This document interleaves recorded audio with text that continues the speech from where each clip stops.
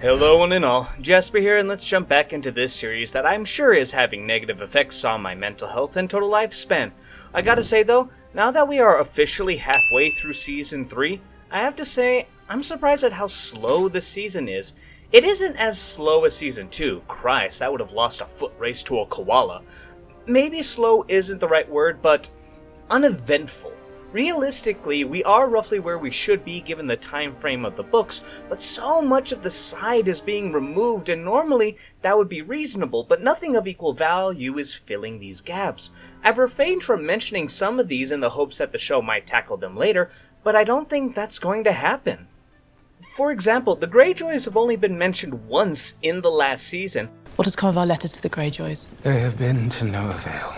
But at this point in the war, they were supporting Rhaenyra, who gave them permission to raid and pillage the western lands in Reach. The conflict in the Reach, Ormond Hightower was saved by Darren as he faced enemies on all sides, and half the battles in the Riverlands are just condensed into one.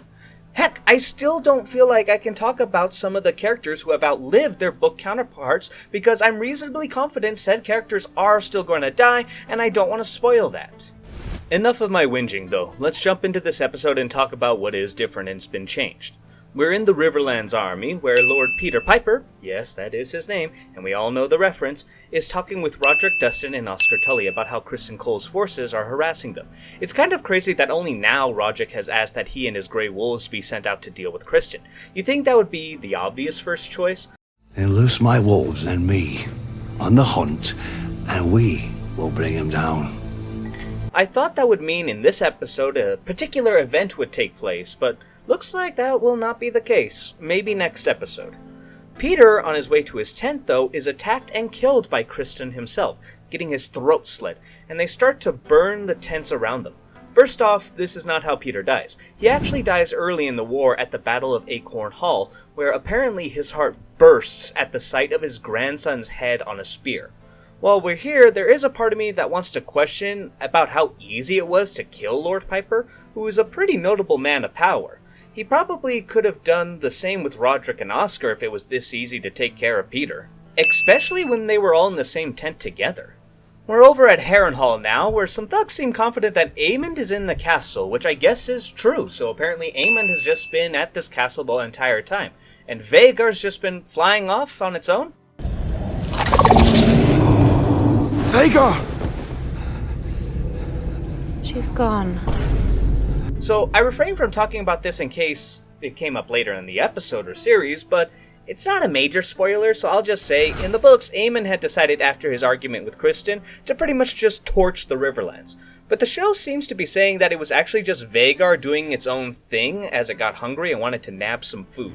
In King's Landing, we have Alicent asking Orwell for the Westeros Plan B and some moon tea. Now, I'm not a doctor, but from what I am aware, being able to notice physical changes that result from pregnancy often takes about 14 weeks. But there are stories from women who say friends and family were able to notice sooner, at 10 weeks.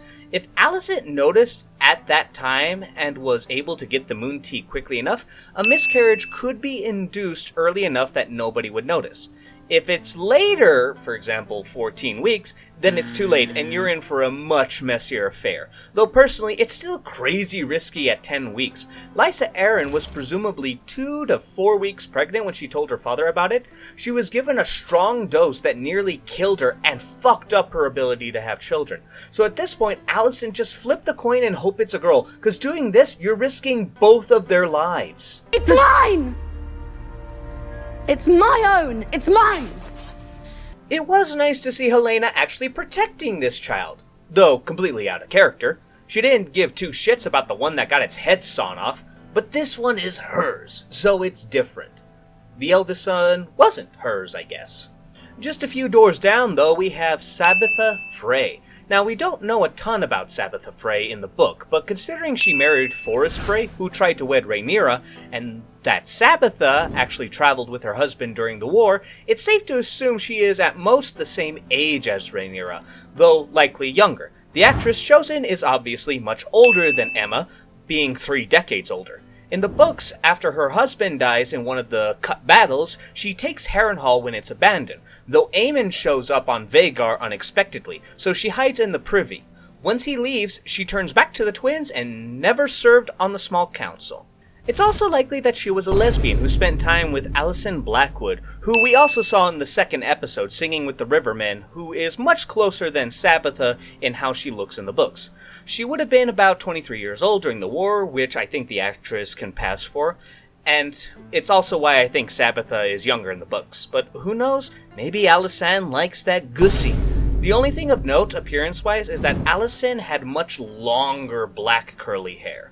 In regards to the small council, a few things. First, it seems Adam and Baela are the ones who are being sent off to look for Aemon and Vhagar in the Riverlands.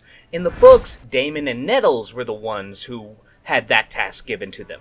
It makes sense to just have them try to locate Vhagar rather than engage, because even though it's two of them, both of their dragons are smaller than Caraxes, and I would put a lot of money on Vhagar coming out ahead in that engagement. This, of course, means that Daemon was not in King's Landing dealing with the Gold Cloaks, but off in the Riverlands looking for a fight and possibly sleeping with Nettles. There is a theory that Nettles was his bastard daughter, but most sources indicate they were fucking. But given Aemon kissing Alicent, maybe they could be both. Oh, hell no, man. What the fuck, man? It's also revealed to us that Ormond Hightower seems to be having some influence on the issues plaguing King's Landing, as he is in contact with a man who we see was formerly a man-at-arms for the Greens. We actually know this because we see the same actor in the second episode when King's Landing is falling. There is no mention of this in the books, but it's entirely possible. With that though, on the topic of Ormond, he speaks to Darren about Miria Martell. Housestane of Dawn. And Mary Martell, the yellow toad of dawn. Now, I often like when the show talks about lore characters because it's a shame show watchers can really only know about them if they ever need to jump in the books. The show deserves to have a little bit more lore building in them. However, he specifically says that Dorne will never be unbound and unbent. She swore that Dawn would ever be unbowed, unbent. But he never says the final line, unbroken. Those are the words of House Martell. Unbound, unbent, unbroken. Come the fuck on, it's one more word. Back in King's Landing, though, we see Alicent is hatching a plan to try and escape King's Landing, and even tries to convince Helaena to abandon her daughter to do so. Listen now, dearest. We must leave here. This very evening. Fuck me, can we please kill this bitch off? This isn't Alicent, and she is doing nothing for the story of the show. Kill this cunt off so that maybe I can actually get some enjoyment from this series. We check back in the Riverlands with Baela and Adam, and I don't recall anything of note between the two in the books, and definitely no hints of romance between them. So this is a show creation.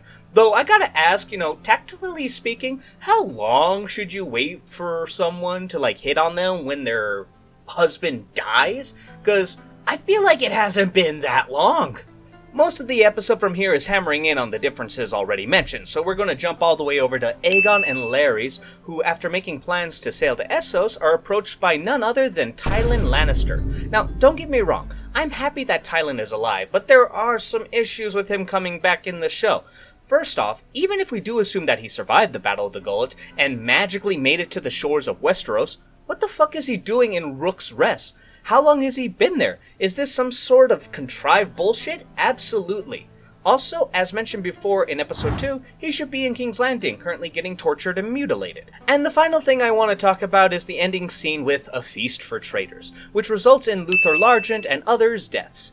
This does not happen in the books because it makes no fucking sense. How do you attack the barracks of the City Watch and only end up killing 9 guys and there not being anyone else dead in the area? Were they killed outside the barracks and their bodies dragged back? If so, why is the barracks still empty though? Is every single Gold Cloak out on patrol? It's just a mess. Also, this isn't how Luthor Largent dies. It's also a bit early. Another important character has yet to die who was assumed to be killed by Luthor Largent on the orders of Queen Rhaenyra. Regardless of that, though, Luthor is actually killed by a rioting mob. His face was so destroyed and mutilated that the only reason people identified him was because of the size of his body, as the guy was close to 7 feet tall. Another Duncan the Tall, if you will. It's hard to be impressed by the size of characters when I swear everyone is over 6 feet fucking tall. Anyway, that's all. Obviously, I skipped a lot of stuff in the show, but if you want to see my thoughts on this episode itself, then make sure to subscribe so you don't miss the review that comes out soon after. Until then, be safe, and I hope you all have a wonderful night.